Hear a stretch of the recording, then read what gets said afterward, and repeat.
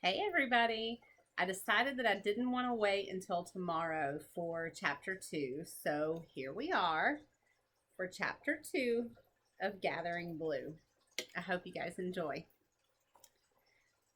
First, Kira decided it made sense to pretend she knew nothing.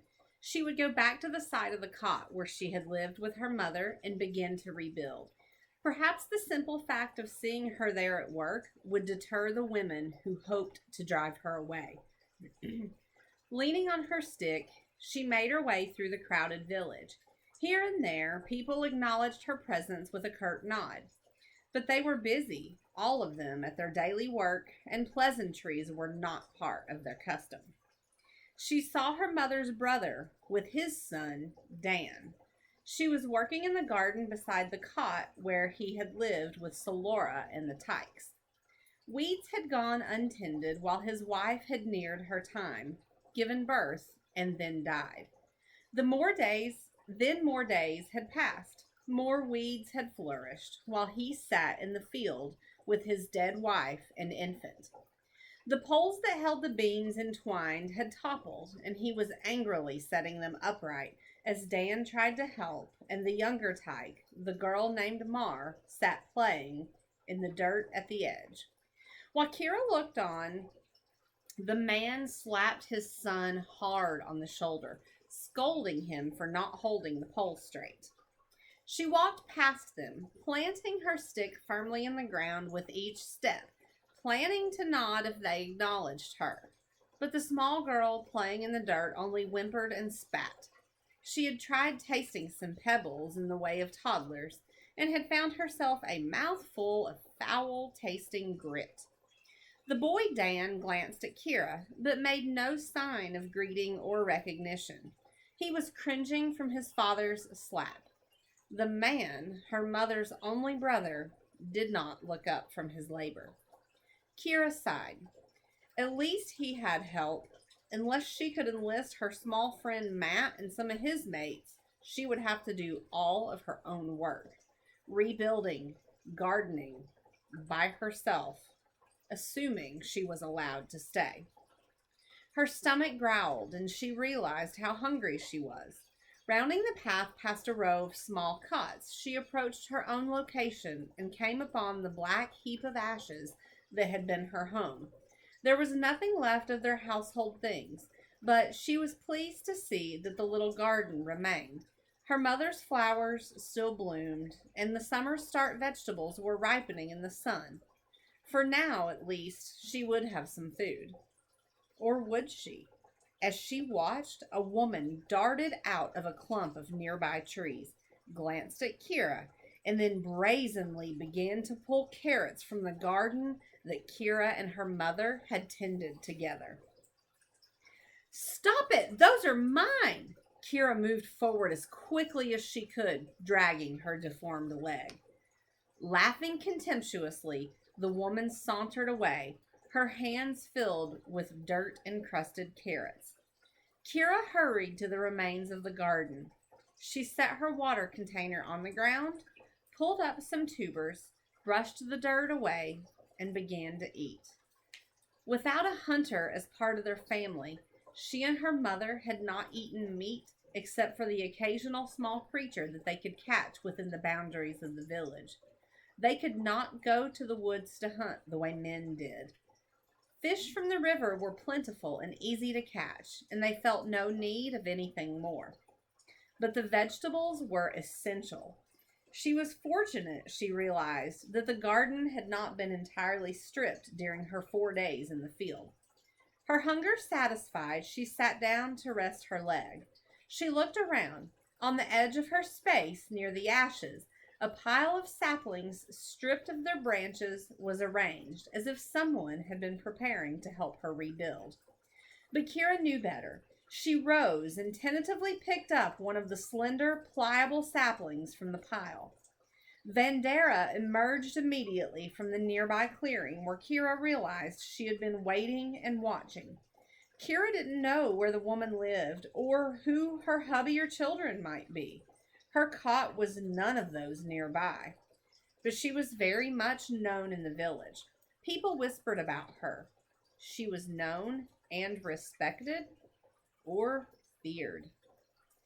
The woman was tall and muscular, with long, tangled hair pulled back roughly and tied with a string at the back of her neck. Her eyes were dark, and her direct look pierced any calmness that Kira might have felt.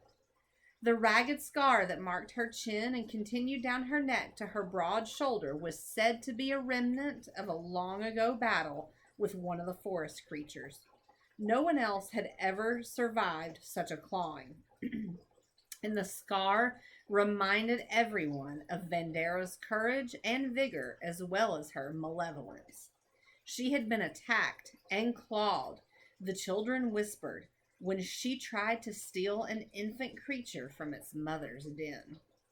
Today, facing Kira, she was once again preparing to destroy someone's young. Unlike the forest creature, Kira had no claws with which to fight. She gripped her wooden cane tightly and tried to stare back with no hint of fear. I've returned to rebuild my cot, she told Vandera. Your space is gone. It's mine now. Those saplings are mine. I will cut my own, Kira conceded, but I will rebuild on this space. This was my father's space before I was born, and my mother's after he died. Now that she is dead, it is mine. Other women emerged from surrounding cots. We need it, one called. We're going to use the saplings to build a pen for the tykes. It was Vandera's idea. Kira looked at the woman who was holding the arm of a toddler roughly. It might be a good idea, Kira replied, if you want to pin your little ones, but not on this piece of ground. You can build a pen somewhere else. She saw Vandera lean down and pick up a rock the size of a tyke's fist. We don't want you here, the woman said. You don't belong in the village anymore. You are worthless with that leg. Your mother always protected you, but she's gone now. You should go too. Why didn't you just stay in the field? Kira saw that she was surrounded by hostile women who had come from their cots and were watching Vandera for instructions and leadership. Several, she noticed, had rocks in their hands. If one rock were thrown, others would follow, she knew. They were all waiting for the first. What would my mother have done? She thought frantically and tried to call wisdom from the bit of her mother's spirit that lived within her now. Or my father, who never knew of my birth. His spirit is in me too. Kira straightened her shoulders and spoke. She held her voice steady and tried to meet the eyes of each woman in turn. Some lowered their gaze and looked at the ground. That was good. It meant they were weak. You know that in a village conflict, that could bring death. We must go to the Council of Guardians, Kira reminded them. She heard some murmurs of assent. Vandera's hand still gripped the rock, and her shoulders were tense, preparing to throw. Kira looked directly at Vandera, but she was speaking to the others now, in need of their support. She appealed not to their sympathy because she knew they had none, but to their fear. Remember that if conflict is not taken to the Council of Guardians, and if there is a death, she heard a murmur. If there is a death, if there is a death, she heard women repeat in an uncertain and apprehensive voice. Kira waited. She stood as tall and straight as she could. Finally, a woman in the group completed words of the rule. The causer of death must die. Yes, the causer of death must die. Other voices repeated it. One by one, they released the rocks. One by one, each woman chose not to be a causer of death. Kira began to relax slightly. She waited. She watched.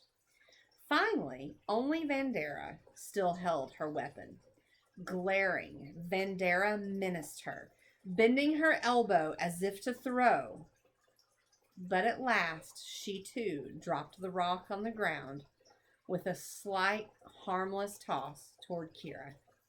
I will take her to the Council of Guardians then, Vandera announced to the woman. I am willing to be her accuser. Let them cast her out. She laughed harshly. No need for us to waste a life getting rid of her. By sunset tomorrow, this ground can be ours, and we will be gone, and she will be gone. She will be in the field waiting for the beasts. The women all glanced toward the forest, deep in the shadows now, the place where the beasts waited. Kira forced herself not to follow their looks with her own eyes. With the same hand that held the rock, Vandera stroked the scar on her throat. She smiled cruelly. I remember what it was like, she said, to see your own blood pour upon the ground. I survived, she reminded them all. I survived because of my strength. By night start tomorrow, when she feels the claws at her throat, she went on, this two-syllable mistake of a girl will wish she had died of sickness beside her mother. Nodding in agreement, the women turned their backs on Kira and moved away, scolding and kicking at the small tykes by their sides. The sun was low in the sky now. They would attend to their evening tasks, preparing them for the return of the village men, who would need food and fire and the wrapping of wounds. One woman was soon to give birth. Perhaps that would happen tonight, and the others would attend her, muffling her cries and assessing the value of the infant. Others would be coupling tonight, creating new people, new hunters for the future of the village as the old ones died of wounds and illness and age. Kira did not know what the Council of Guardians would decide. She knew only that whether she was to stay or go, to rebuild on her mother's piece of land, or to enter the field and face the creatures who were waiting in the forest, she would have to do it alone. Warily, she sat on the ash-blackened earth to wait for night.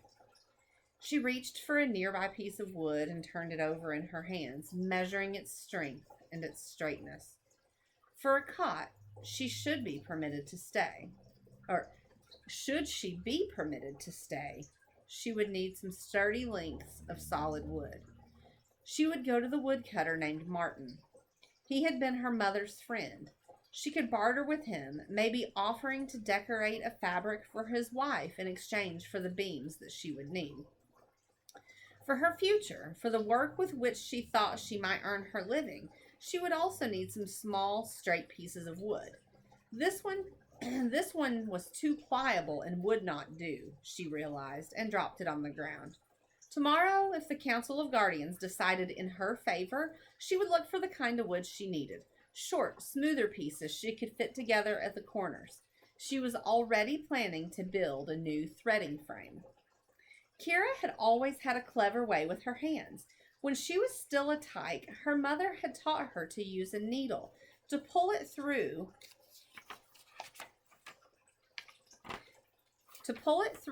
woven fabric and create a pattern with colored threads.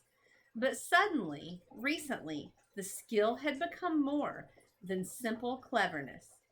In one astounding burst of creativity, her ability had gone far beyond her mother's teaching.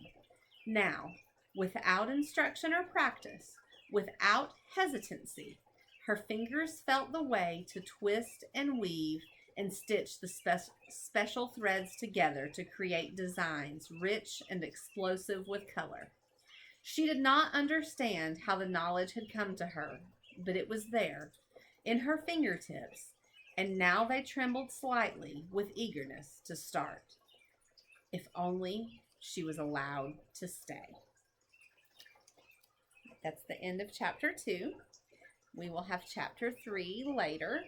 I bet some of you might be wondering where Jonas and Gabriel are. They are actually, we're not going to really see them here. But you guys hang with me and let's go on this adventure with Kira and see what's going to be happening in the story. I think you guys are going to really love it.